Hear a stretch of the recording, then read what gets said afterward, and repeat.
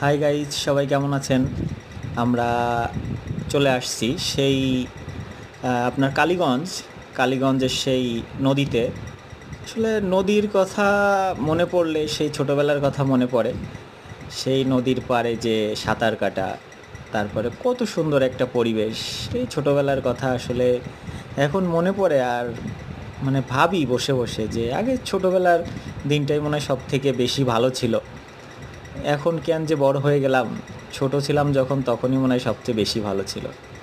দেখেন না যে কত সুন্দর ঢেউ, রোদের একটা তেজ যেন পানির উপর পড়ছে, কত সুন্দর লাগতেছে। আসলে নদীতে না গেলেও আসলে বোঝা যায় না নদীর পানিটা কেমন।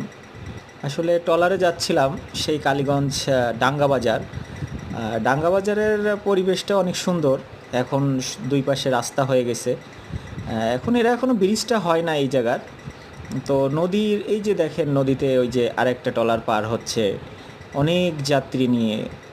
আমরাও যে ট্রলারে আছি সেই ট্রলারেও অনেক যাত্রী আছে।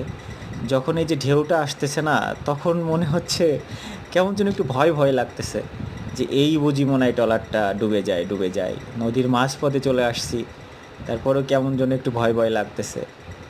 সাঁতার পারি না সেটা ভুল কথা, আসলে সাঁতার কাটতে পারি। ছোটোবেলাতে যখন নদীতে গোসল করতে আসছি তখন সাঁতার কাটছি, অনেক দূরে চলে গেছি আবার চলে আসছি। আমরা কিন্তু নদীর সেই পাড়ে চলে আসছি, এপার থেকে ওপারে কাছাকাছি চলে আসছি। দেখেন সুন্দর সুন্দর ট্রলার ঘাটে ভেড়ানো আছে, দুই সাইড দিয়েই ভেড়ানো আছে। সিরিয়াল, এই জায়গায় সিরিয়াল অনুসারে আসলে যাত্রী ওঠানামা করে।